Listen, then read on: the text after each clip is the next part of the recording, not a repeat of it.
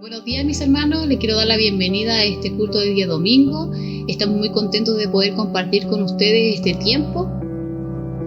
Sí, hermanos, también quiero saludarles, espero que estén bien con todas sus familias, espero que este culto sea de bendición para ustedes, como también fue de bendición para nosotros realizar. Y para comenzar vamos a hacer una pequeña oración. Señor, gracias por este día que nos entrega, por este tiempo especial que podemos compartir con los hermanos, por la palabra, por las alabanzas, por todo lo que usted nos entrega cada día, y colocamos este servicio en sus manos para que pueda ser de edificación y de bendición para cada familia, matrimonio, hogar, niños que lo puedan estar escuchando en esta hora. En el nombre del Señor Jesús, amén. Amén. Bueno, ahora para continuar vamos a invitar a que usted pueda alabar al Señor ahí en su casa y lo vamos a dejar con el ministerio de alabanza.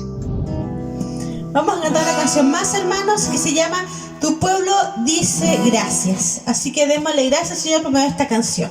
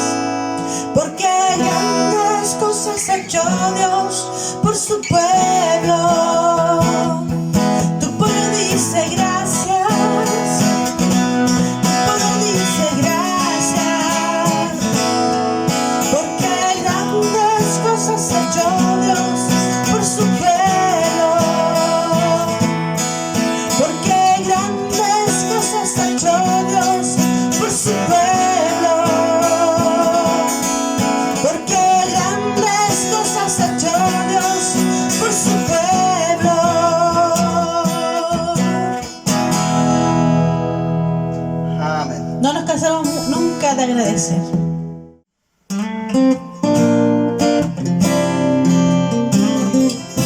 Desde su hogar Él le dice que reciba toda la gloria y toda la honra.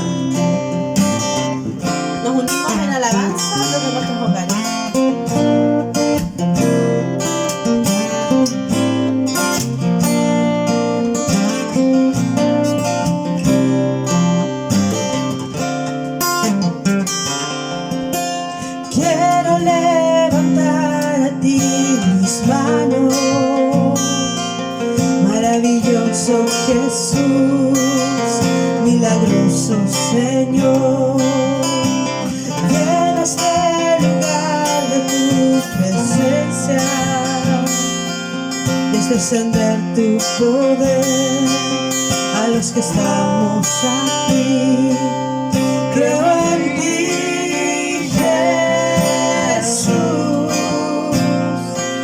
y en lo que harás en mí.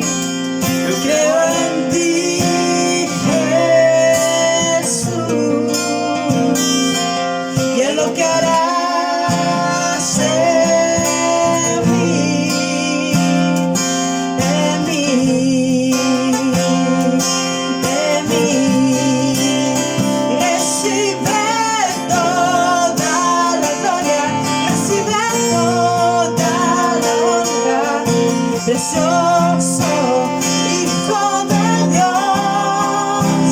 Recibe toda la gloria, recibe toda la honra, precioso Hijo de Dios.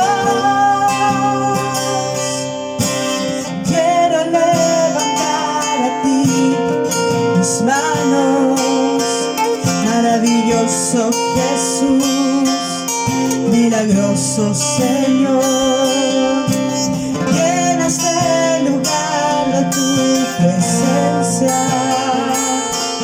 desde extender tu poder a los que estamos aquí. Yo creo en ti, Jesús, y en lo que harás en mí.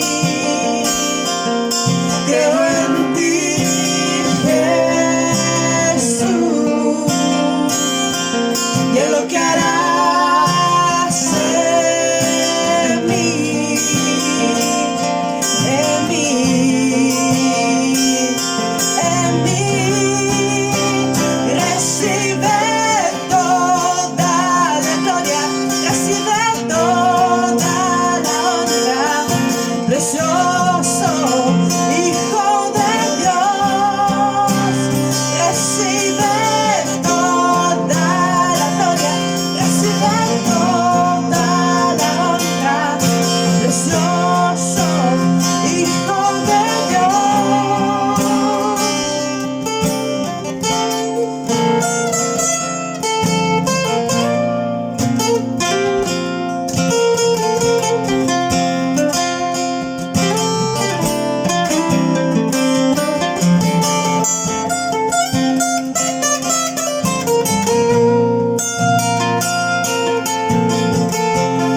Eso nuevamente, recibe toda la gloria. Recibe toda la gloria, recibe toda la honra, precioso Hijo de Dios. Recibe toda la gloria, recibe toda la honra, precioso Hijo de Dios. Recibe toda la gloria, recibe toda la honra, precioso Hijo de Dios. Recibe toda la gloria, recibe toda la honra, precioso Hijo de Dios. Creo en ti, Jesús, y en lo que harás en mí. Yo creo en ti, Jesús, y en lo que harás en mí.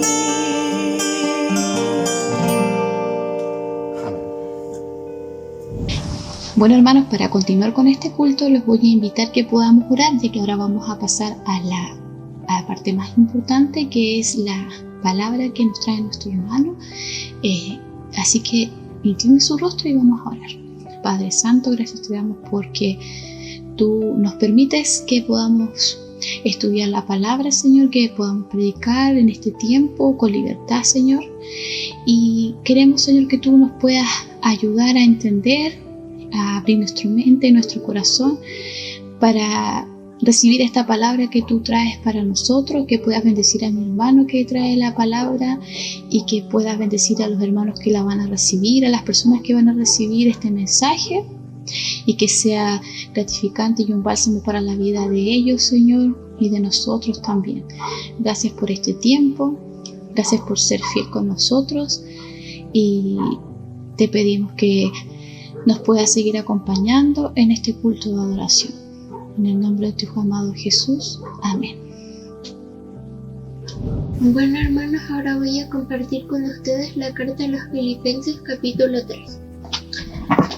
Por lo demás, hermanos, gozaos en el Señor. A mí no me es molesto el escribiros las mismas cosas, y para vosotros es seguro. Guardaos de los perros, guardaos de los malos obreros, guardaos de los mutiladores del cuerpo, porque nosotros somos la circuncisión, los que en espíritu servimos a Dios y nos gloriamos en Cristo Jesús, no teniendo confianza en la carne, aunque yo tengo también de qué confiar en la carne. Si alguno piensa que tiene que confiar en la carne, yo me he circuncidado al 8º día del linaje de Israel, de la tribu de Benjamín, hebreo de hebreos en cuanto a la ley, fariseo en cuanto a celo, perseguidor de la iglesia en cuanto a la justicia que es la ley, irreprensible, pero estas cosas eran para mi ganancia, las he estimado como pérdida por amor de Cristo, y ciertamente aún no estimo todas las cosas como pérdida por la excelencia del conocimiento de Cristo Jesús, mi Señor, por amor del cual lo he perdido todo y lo tengo por basura, para ganar a Cristo y ser hallado en Él, no teniendo en mi propia justicia que es por la ley, sino la que es por la fe de Cristo. La justicia que es de Dios por la fe, a fin de conocerle y el poder de su resurrección y la participación de sus padecimientos, llegando a ser semejante a él en su muerte, si en alguna manera llegase a la resurrección entre los muertos, que lo haya alcanzado ya. No que lo haya alcanzado ya, ni que ya sea perfecto, sino que prosigo para ver si logro hacer aquello para lo cual fui también nacido por Cristo Jesús. Hermanos, yo mismo no pretendo haberlo ya alcanzado, pero una cosa hago, olvidando ciertamente lo que queda atrás y extendiéndome a lo que está delante, prosigo a la meta, al premio del supremo llamamiento de Dios en Cristo Jesús. Así que todos los que somos perfectos, esto mismo sintamos, y si otra cosa sentís, esto también nos lo revelará Dios. Pero en aquello a que hemos llegado, sigamos una misma regla, sintamos una misma cosa. Hermanos, sed imitadores de mí, y mirad a lo que así se conducen según el ejemplo que tenéis en nosotros. Porque ahí andan muchos, de los cuales os dije muchas veces y aún ahora lo digo llorando, que son enemigos de la cruz de Cristo, el fin de los cuales será perdición, cuyo Dios en el vientre y cuya gloria es su vergüenza, que solo piensan en lo terrenal, mas nuestra ciudadanía está en los cielos, de donde también esperamos al Salvador, el Señor Jesucristo, el cual transformará el cuerpo de la humillación nuestra, para que sea semejante al cuerpo de la gloria suya, por el poder con el cual se puede también sujetar a sí mismo todas las cosas. Como introducción quisiera hacer el siguiente comentario.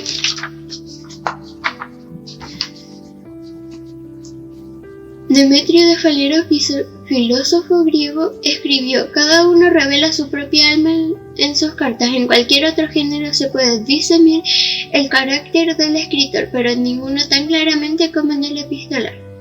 Efectivamente, las cartas de Pablo son bellamente personales, escritas en un tono sensible, unas veces afectuosas y otras severas. Quizás esto es lo que las hace fácilmente atractivas para leer, el poder discernir los estados de ánimo y las emociones del hombre más influyente de la iglesia primitiva después del Señor Jesucristo. Por otro lado, en su comentario al Nuevo Testamento, el profesor William Berkeley señala que las cartas pueden ser difíciles de entender, puesto que son parte de una conversación entre el remitente y el destinatario.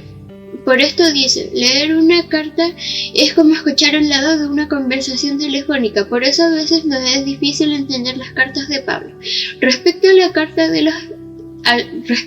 carta a los filipenses, se considera una muy bella y de lenguaje emotivo encantador. Esto es así porque la relación entre Pablo y los hermanos filipenses fue muy especial, estrecha y profundamente cercana, pese a que era costumbre de Pablo no recibir ayudas materiales de las iglesias, ya que prefería autosostenerse.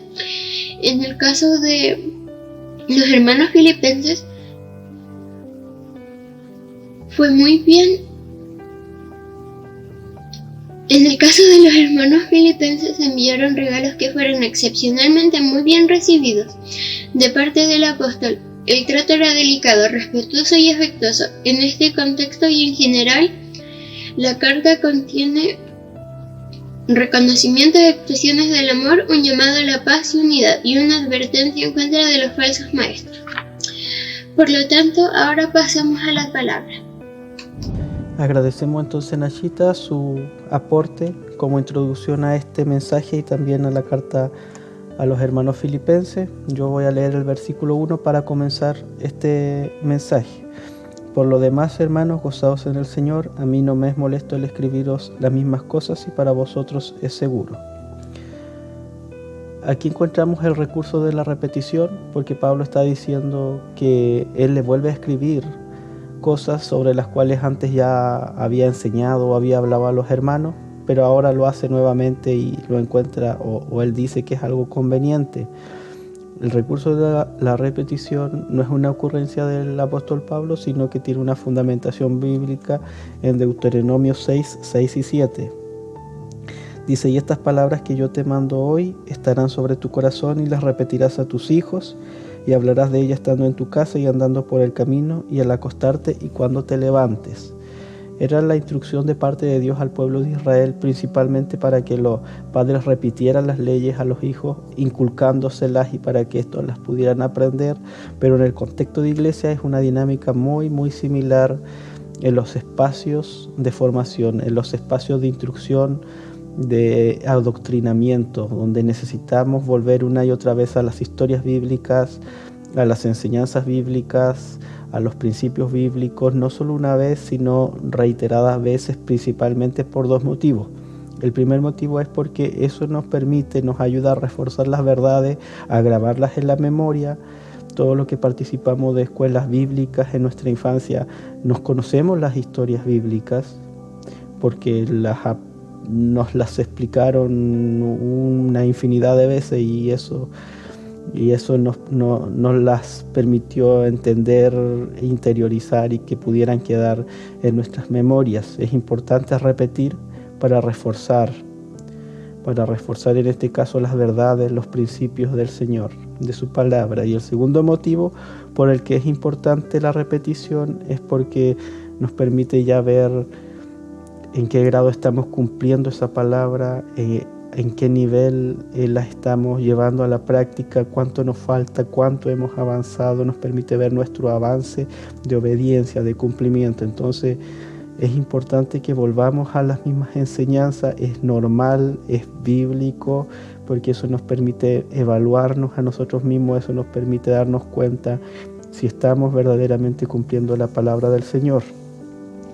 Hay que tener en cuenta que toda persona que llega a los pies de Cristo, que se incorpora a la iglesia, trae consigo un conjunto de experiencias, un conjunto de historias, un conjunto de pensamientos, de opiniones, ideologías propias, y eso no desaparece de un día para otro, sino que cambiar eso es parte de un proceso que lleva toda la vida y que es ininterrumpido, es un proceso al que debemos someternos, exponernos a que la palabra de Dios pueda emplazar aquellos pensamientos equivocados, aquellas ideologías equivocadas. Dice 2 Corintios 10, 4 y 5, porque las armas de nuestra milicia no son carnales, sino poderosas en Dios para la destrucción de fortalezas, derribando argumento y toda altivez que se levante contra el conocimiento de Dios y llevando cautivo todo pensamiento a la obediencia a Cristo.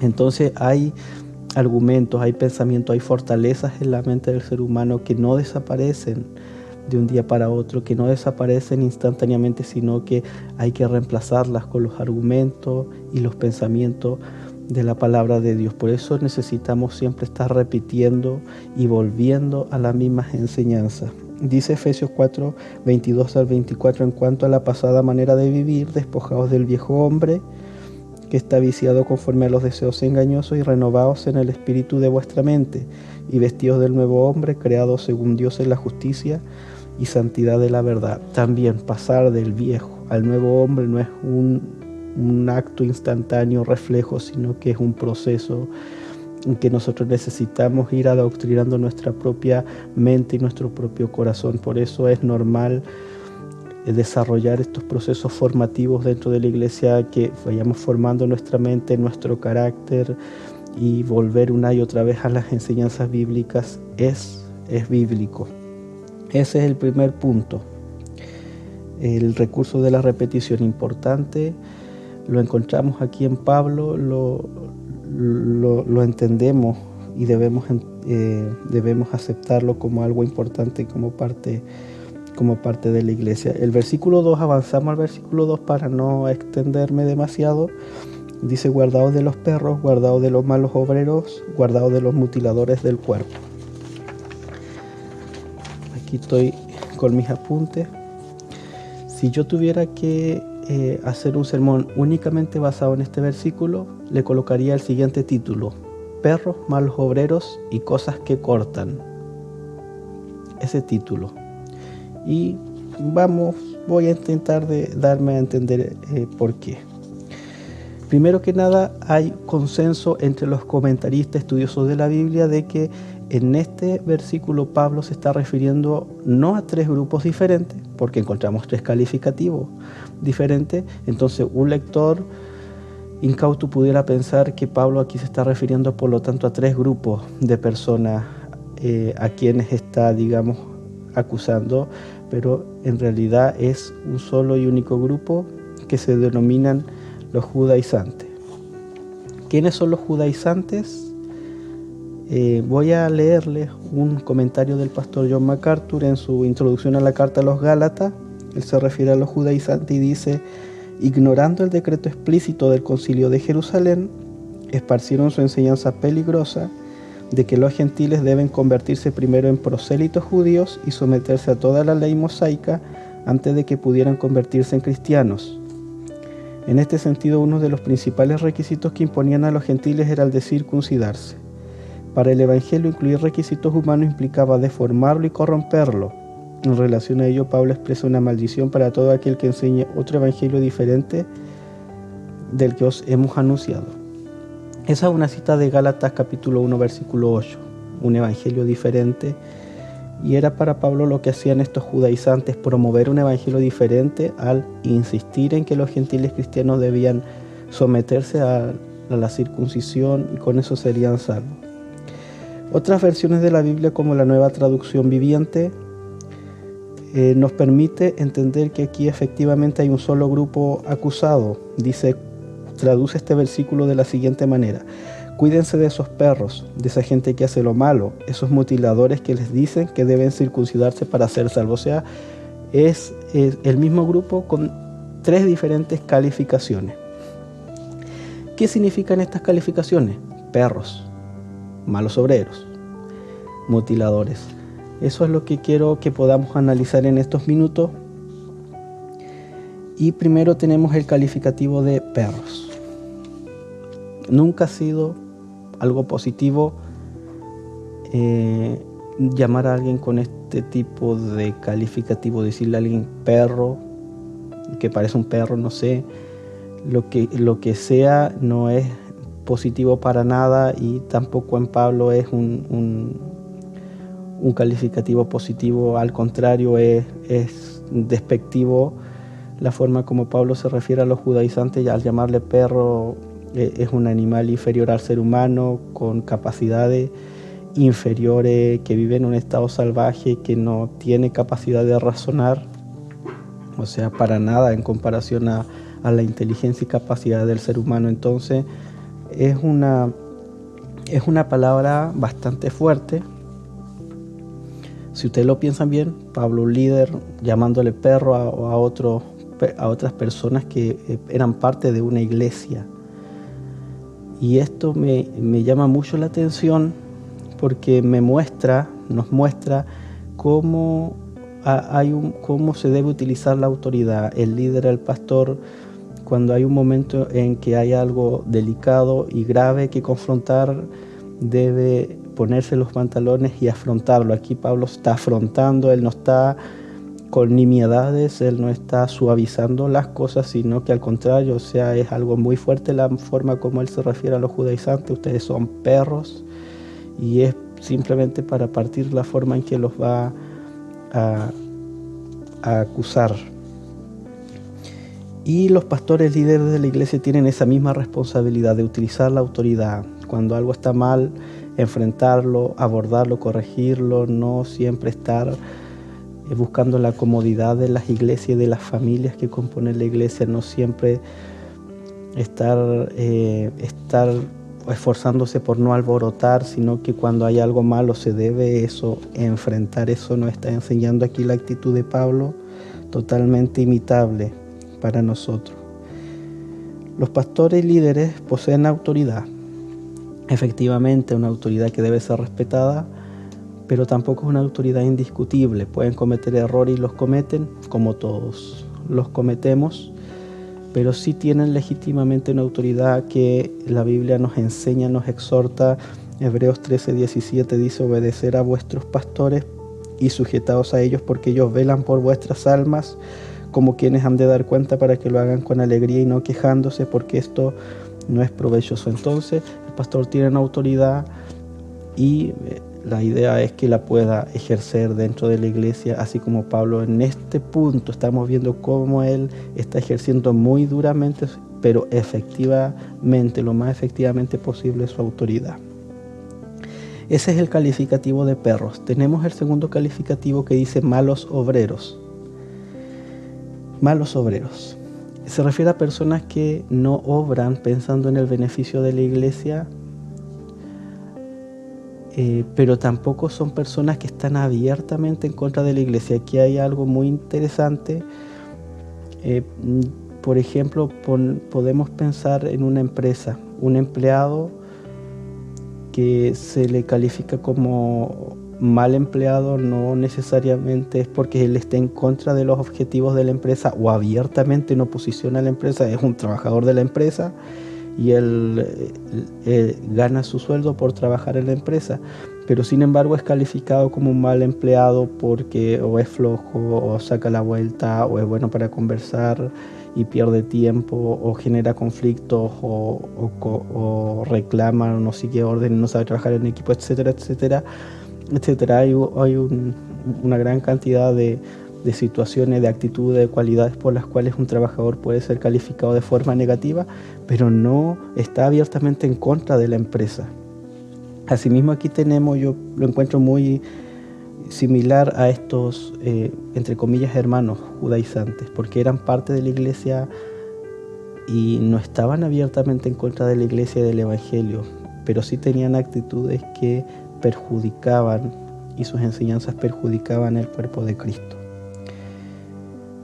Respecto a este concepto o este epíteto malos obreros, encontré que hay 5 parábolas de nuestro Señor Jesús que habla acerca de los obreros.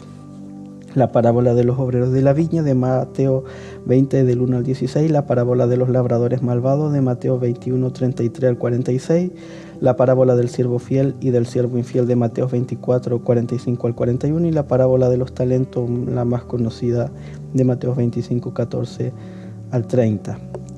En cada una de estas parábolas hay un obrero malo y una cualidad o una serie de cualidades que le caracterizan en esa calidad de malo.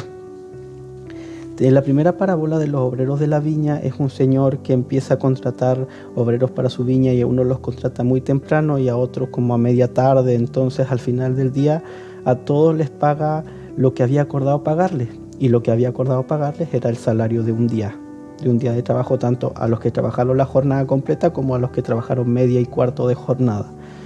Entonces lo que ocurre aquí es que unos jornaleros, los obreros, los que estaban trabajando desde la mañana, se quejaron y protestaron contra el Señor.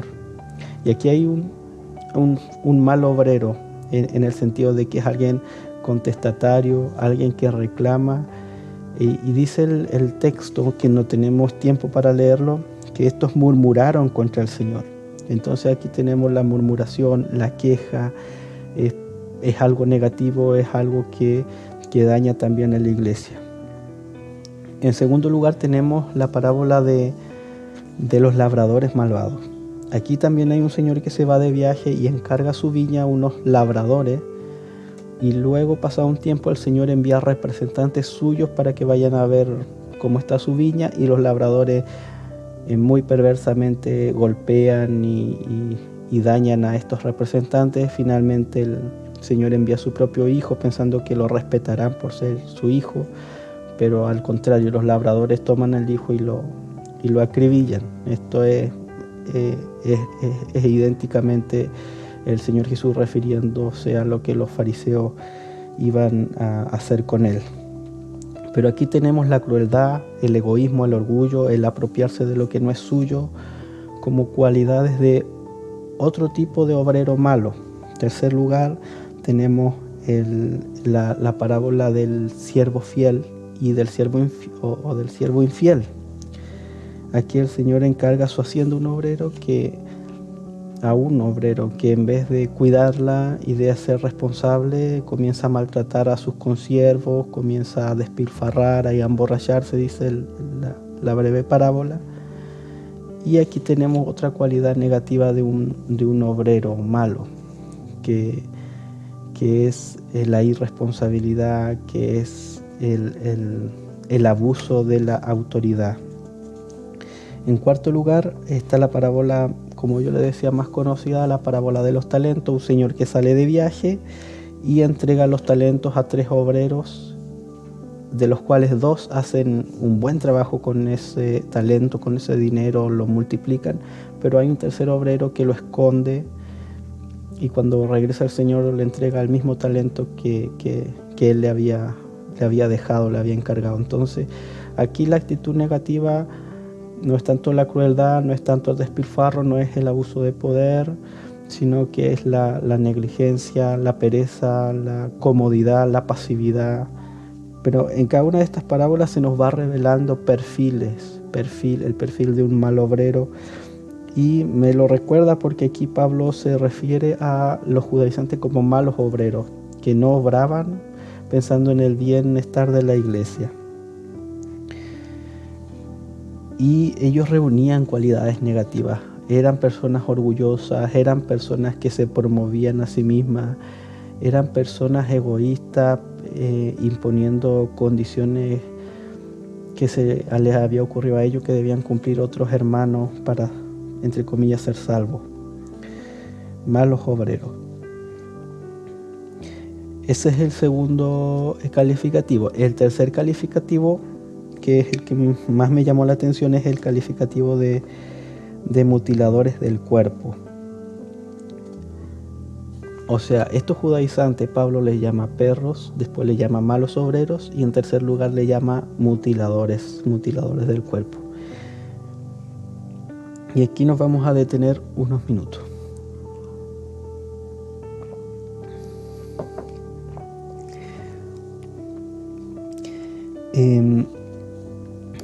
Este es un calificativo sarcástico, porque es una desproporción sobre lo que hacían los judaizantes. Los judaizantes promovían la circuncisión, que Pablo le llama que son mutiladores.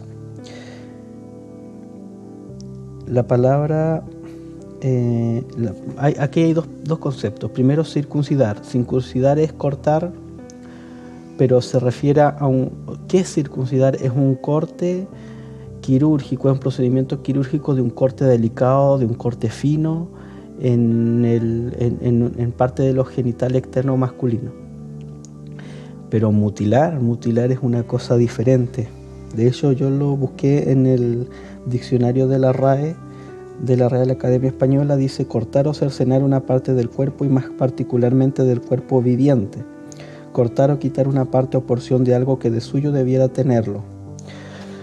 O sea, mientras que circuncidar era una operación delicada, o sea, se usaba un bisturí, mutilar es cercenar, y eso es usar una motosierra. O sea, circuncidamos con un bisturí, pero mutilamos con una motosierra. Entonces, por eso yo les digo, es una exageración a propósito que utiliza el apóstol para referirse a los judaizantes.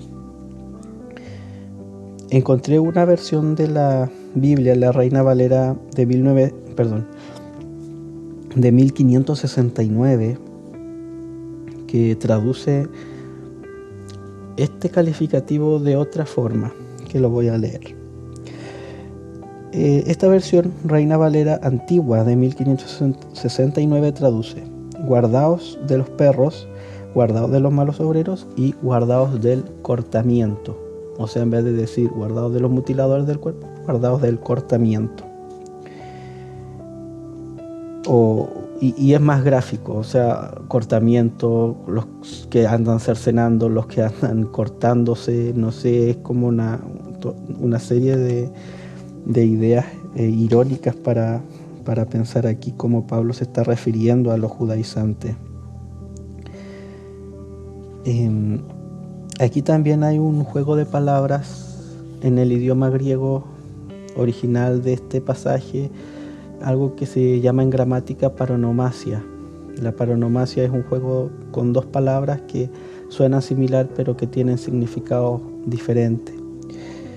Y es así porque la palabra circuncisión en el idioma griego es peritome. La palabra peritome significa cortar alrededor. Es un corte fino que también vamos a ver en qué consistía específicamente. Pero eso, circuncidar, es un corte delicado, peritome en griego. En cambio, mutilador o mutilar o cercenar es la palabra griega katatome. Entonces aquí hay un juego de palabras, o sea, una cosa es peritome, dice Pablo, pero ustedes son katatome, o sea, ustedes andan cortando, cercenando, promoviendo algo totalmente desproporcionado. Pero el recurso va más allá de ser irónico, sino que es muy, muy profundo. Es profundamente espiritual la acusación de Pablo, porque si lo pensamos bien, katatome, la palabra que se traduce mutiladores aquí, significa cortar. ¿Y qué es cortar sino dividir? Y eso era lo que estaban haciendo los judaizantes como malos obreros, promoviendo las divisiones, cortando o tratando de cortar el cuerpo de Cristo. Dice 1 Corintios 1:13, ¿está dividido Cristo? ¿Está cortado Cristo? ¿Está cercenado Cristo? ¿Cierto que no? Entonces aquí llegamos a una muy interesante forma de cómo Pablo está acusando y definiendo a estos judaizantes. Son perros, son malos obreros, pero son finalmente mutiladores que están con sus enseñanzas mutilando el cuerpo de Cristo, y la división siempre es un peligro muy grave, muy delicado para la iglesia, para la congregación. Continuamos en el versículo 3 con esta misma idea, porque Pablo continúa con el tema de la circuncisión. Dice el versículo 3, porque nosotros somos la circuncisión, los que en espíritu servimos a Dios y nos gloriamos en Cristo Jesús, no teniendo confianza en la carne. Pregunta: ¿quién está verdaderamente circuncidado? Respondemos esta pregunta con este versículo. Y aquí está el juego de palabras, porque Pablo dice en el versículo anterior, ustedes son catatome, ustedes son los mutiladores, los que andan cortándose o cortando como quiera interpretarlo, pero nosotros somos la circuncisión, o sea, nosotros somos peritome, los mutiladores catatome, los que están verdaderamente circuncidados peritome. Entonces hay una diferencia aquí. Los que en espíritu servimos a Dios nos gloriamos en Cristo Jesús, no teniendo confianza en la carne.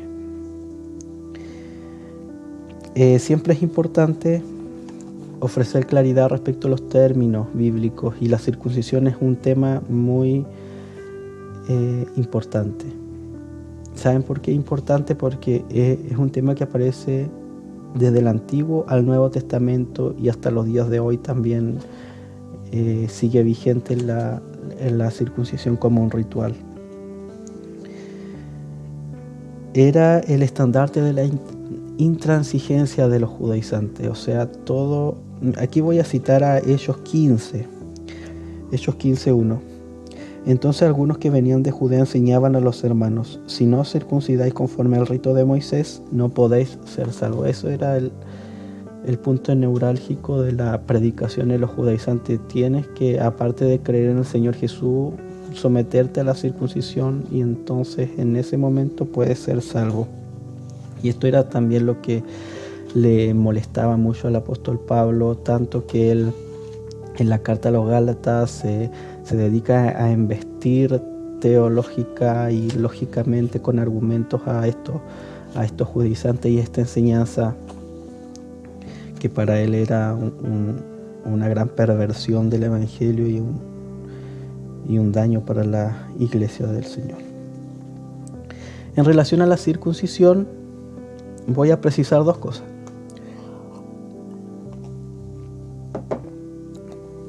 Primero quiero citar a la página, la página de la Clínica Alemana tiene un pequeño artículo dedicado a la circuncisión. Y lo cito: en religiones como la judía se practica el 8º día. Sin embargo, esta práctica no es solo un rito, sino que también es muy común en países occidentales, donde se realiza con fines más bien higiénicos y de prevención de enfermedades. La circuncisión es un procedimiento quirúrgico para quitar la piel que cubre la punta del pene, llamada prepucio. Esa es la circuncisión, ese es el procedimiento. Se los leo de nuevo. La circuncisión es un procedimiento quirúrgico para quitar la piel que cubre la punta del pene, llamada, esa piel que está en la punta del órgano masculino, llamada prepucio. En Chile esta práctica es muy poco habitual. Cuando los padres toman una decisión de este tipo, generalmente es porque lo sugirió el pediatra, pero no por iniciativa propia. Esto lo escribe un médico urólogo, no lo escribe un comentarista bíblico. Termina. Sigue el artículo hablando un poco acerca de las ventajas y desventajas de la circuncisión, y qué desventajas encuentran: que el niño puede ser un objeto de burla de sus pares por estar circuncidado, o sea, es una desventaja psicosocial. Pero en relación a las ventajas, dice aquí: estas desventajas son sobrepasadas por las ventajas de la circuncisión, como una menor incidencia de cáncer de pene en el hombre y de cuello del útero en la mujer, ya que estos cánceres están relacionados con el virus papiloma que crece en un medio húmedo, lo que se evita al circuncidar. Interesante. Entonces, esa es la circuncisión, es un procedimiento, como yo le decía, un corte delicado, fino, no tiene nada que ver con cercenar, con cortar, es algo muy delicado, quirúrgico. Eso desde un punto de vista médico, y yo estuve revisando otras páginas, googleando revistas médicas, y en general cada revista médica o página o fundación que se dedica al tema de la salud tiene un artículo dedicado a la circuncisión. Entonces estamos hablando de un tema que ha traspasado milenios, la circuncisión. Ahora bien, en términos bíblicos, ¿cierto?, que es lo que nos interesa más, voy a citar el diccionario expositivo Vine, y lo leo. Dios introdujo el acto físico de circuncisión como señal del pacto abrahámico. Este será mi pacto entre yo y vosotros y tus descendientes después de ti. todo varón de entre vosotros será circuncidado. Circuncidaréis vuestros prepucios, y esto será la señal del pacto entre yo y vosotros. El corte del prepucio del varón era permanente, y como tal serviría de recordatorio de la perpetuidad de la relación mediada por el pacto. Se insta a Israel a circuncidar fielmente a todos los varones. Todo varón recién nacido debía circuncidarse en el 8º día. No solamente se circuncidaron los descendientes sanguíneos de Abraham, sino también sus siervos, esclavos y extranjeros que moraban dentro de la comunidad del pacto. Este acto especial de circuncisión era una señal de la promesa gratuita de Dios. Con esta promesa y las relaciones del pacto, Dios esperaba que su pueblo cumpliera con gozo y de buena gana sus expectativas y así demostrar el reinado divino sobre la tierra. Ese es un comentario de un diccionario bíblico. La circuncisión, una señal, en este caso una señal física de un pacto entre Dios y el hombre. Eso está en Génesis capítulo 17. En relación a la circuncisión, comenzó bien en este pasaje que yo le refiero, Génesis 17, como un acto físico, una señal, pero pronto toma un sentido también espiritual. Por ejemplo, Deuteronomio 10:16 dice: circuncidad pues el prepucio de vuestro corazón y no endurezcáis más vuestra cerviz. Y Jeremías 4:4: circuncidad a Jehová y quitad el prepucio de vuestro corazón, varones de Judá y moradores de Jerusalén.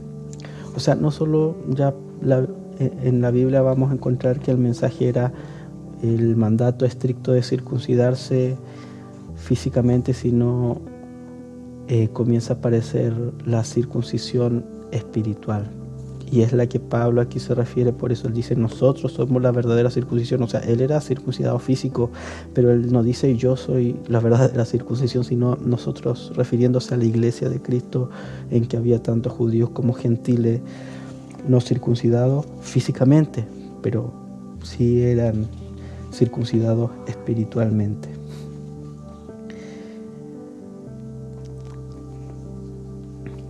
Quiero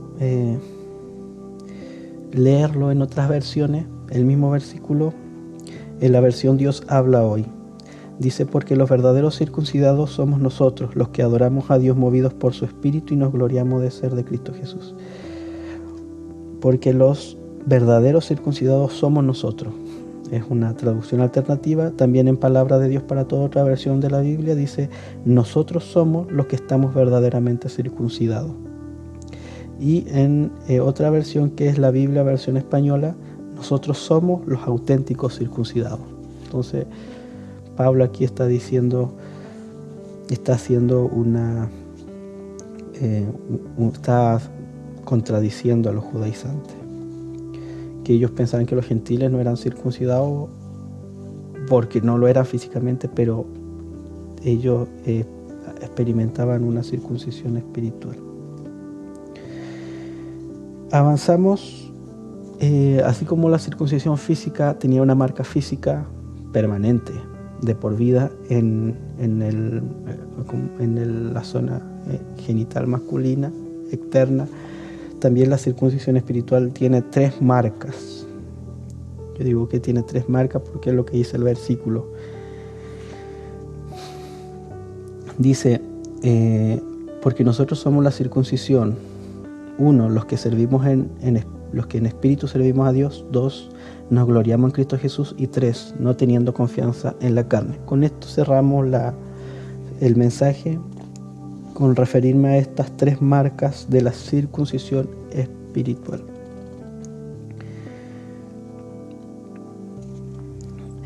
La circuncisión, una primera marca es el servicio a Dios. Aquí la palabra griega es una raíz griega, la treguo.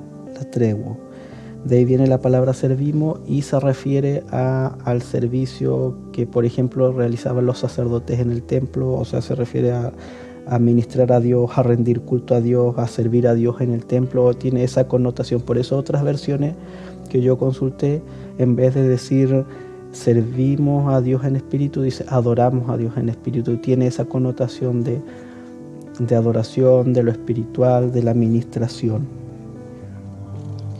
Y aquí no podemos no recordar el pasaje muy conocido de Juan 4, 22 al 24, que habla acerca de adorar en el Espíritu. Cierto, lo voy a leer solamente aquí.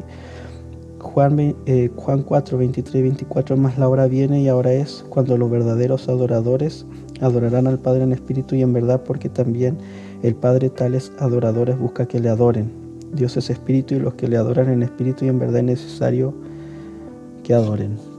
La adoración en el espíritu o servir en el espíritu es contrario a la formalidad externa, a los aspectos externos en que se centraban los judaizantes. Al contrario, Pablo se enfoca en los aspectos internos del corazón, en la adoración del corazón de cada uno, en la actitud, en la sinceridad, en la honestidad de la forma como nos presentamos, nos dedicamos y servimos al Señor, más que a las formas externas.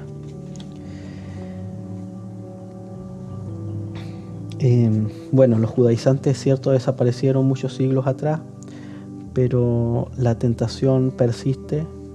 ¿Cuál tentación? La tentación de enfocarnos en las cosas externas, en las formas. Y hoy día creo que es algo muy atingente cuando pensamos en este contexto de pandemia, que las disposiciones sanitarias han obligado a las congregaciones a cerrar los templos, a suspender las reuniones masivas y bueno, algunos líderes han optado por ignorar y desobedecer esas disposiciones. No ciertamente es lo más prudente. ¿Qué debemos pensar de esto?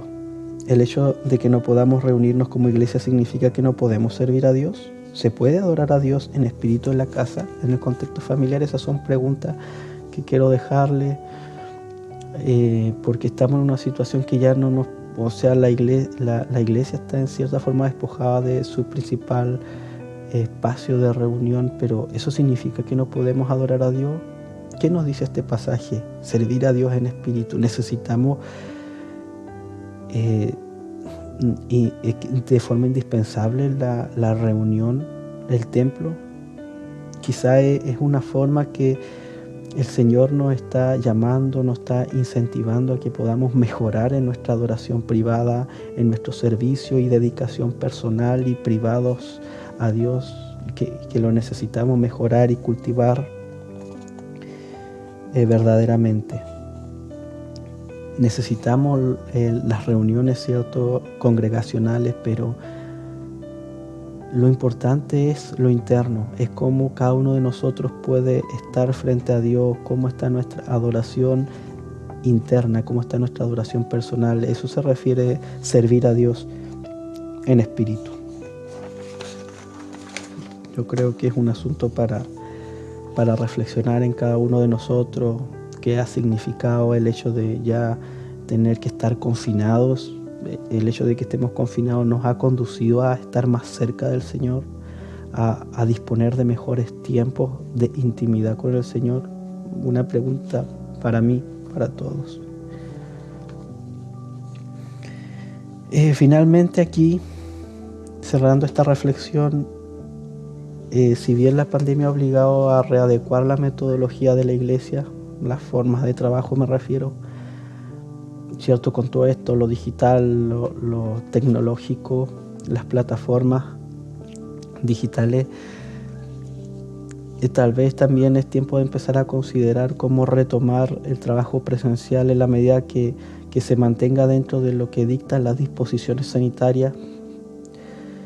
Poder hacer reuniones de menos personas, de una cantidad menor de personas, hacer un calendario, no sé, es un tema para dialogar, para discutirlo, para conversar. La segunda marca, nos gloriamos en Cristo Jesús, dice el versículo. Gloriarse en Cristo. Es un sentimiento que se origina a partir del acceso a la fe que tenemos los cristianos. Y gloriarse en Cristo o enorgullecerse de Cristo es algo que que también se encuentra en el Antiguo Testamento en un pasaje bien bonito que dice Jeremías 9, 23 al 26. Mas alábese en esto el que se hubiere de alabar en entenderme y conocerme. En eso te puedes enorgullecer, en conocer al Señor. Dice Dios aquí, alábese en esto el que se hubiere de alabar en entenderme y conocerme. Eso es gloriarse en Cristo Jesús. O sea, los judaizantes estaban muy orgullosos de sus logros, entre comillas logros, o sea, cumplir la ley, ser circuncidados, ser descendientes de Abraham, cosas de las cuales ellos se sentían muy orgullosos, pero que más adelante dice el texto que por tiempo no lo alcanzamos a seguir analizando. El pasaje de Filipenses 3, Pablo dice, para mí esas cosas ahora son basura, para mí lo importante es alcanzar, es conocer a Cristo. Finalmente la tercera marca, no teniendo confianza en la carne. ¿Qué es la palabra confianza? Aquí yo lo encontré en nuevamente diccionario de la Real Academia Española. La palabra confianza, significados: esperanza firme que se tiene de alguien o algo, seguridad que alguien tiene en sí mismo, presunción y vana opinión de sí mismo. Esto identifica más a los judaizantes. Ánimo, aliento, vigor para obrar, familiaridad en el trato, confianza, familiaridad o libertad excesiva. La confianza, un concepto muy importante bíblicamente hablando, aparece en muchos pasajes de la Biblia. Yo lo busqué en la concordancia y aparece, no las conté, pero un montón de veces la confianza, confiar en Dios, no confiar en el hombre, confiar en Cristo. Eso es importante. Hay un error en los judaizantes que confiaban en sus no solo capacidades, sino en sus condiciones físicas, como en lo que es la circuncisión física. Y también en sus obras. Aquí quiero citar Lucas 18, 9 al 14, que dice de la siguiente manera, y con esto ya terminando: a unos que confiaban en sí mismos como justos y menospreciaban a los otros, dijo también esta parábola. 2 hombres subieron al templo a orar, uno era fariseo y el otro publicano. El fariseo, puesto en pie, oraba consigo mismo de esta manera: Dios, te doy gracias porque no soy como los otros hombres, ladrón, injusto, adúltero, ni aun como este publicano. Ayuno 2 veces a la semana, doy diezmo de todo lo que gano. O sea, estaba muy contento, satisfecho consigo mismo por lo que hacía, por sus obras espirituales, por sus ayunos, por entregar sus diezmos. Entonces estaba, el Señor Jesús dice, totalmente equivocado, a diferencia del publicano. Pero eso es cuando la persona confía en la carne, confía en lo que tiene, en lo que ha logrado. En Santiago 4, 13 al 15, ya nos habla no solo de personas religiosas que confían en sí mismas, sino de personas incrédulas que exhiben una excesiva confianza en la vida. Dice: vamos ahora a lo que decís, hoy y mañana iremos a tal ciudad y estaremos allá un año y traficaremos y ganaremos, cuando no sabéis lo que será mañana. Porque ¿qué es vuestra vida? Ciertamente es neblina que se aparece por un poco de tiempo y luego se desvanece, el lugar de lo cual deberíais decir: si el Señor quiere, viviremos y haremos esto o aquello. Es muy reflexivo este pasaje de Santiago.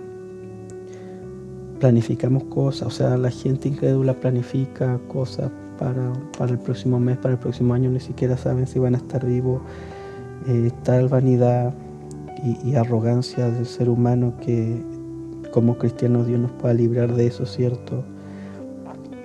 Y depositar nuestras confianzas, nuestras esperanzas en Él.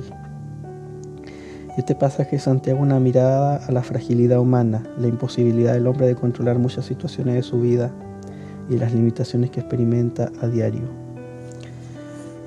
Hoy ya estamos expuestos al virus y bueno, algunos hermanos, ¿cierto? Dios ha tenido misericordia y les ha guardado, y a todos nosotros también. Pero dependemos totalmente del Señor. O sea, ¿qué nos muestra nuestra condición humana? Sino que es una condición frágil, una condición menospreciable, una condición totalmente enfermiza, delicada, no hay ninguna fortaleza en nosotros. Entonces eso no debe conducir a entregarnos más al Señor, a confiar más en Él y a estar cerca de Él. Cierro con esto la reflexión de Proverbios 16, 1 al 3. Del hombre son las disposiciones del corazón, mas de Jehová es la respuesta de la lengua. Todos los caminos del hombre son limpios en su propia opinión, pero Jehová pesa los espíritus. Encomienda a Jehová tus obras y tus pensamientos serán afirmados. Confiar en el Señor. Hubiéramos en alguna otra oportunidad, me hubiera gustado ver los otros versículos, pero yo creo que hasta aquí ha sido una buena reflexión y un buen recorrido de las enseñanzas bíblicas que siempre necesitamos cada uno de nosotros. Oramos. Gracias, Padre, por este tiempo, por poder compartir su palabra, por aprender de ella, que pueda hacerse vida en nosotros, esa palabra pueda entrar a nuestros corazones y a la vida de mis hermanos que están en sus casas escuchando. Muchas gracias. Oramos en el nombre del Señor Jesús. Amén. Amén, hermano. Que el Señor les bendiga. Bueno, hermanos, aquí con Emilio ya estamos dando por finalizado este culto. Le damos gracias al Señor porque hemos podido recibir de sus bendiciones, ¿cierto? Pero no me quiero ir sin antes dejarle un versículo para que lo puedan meditar y lo puedan conservar en sus corazones para esta semana. Y este se encuentra en Nahum 1:7.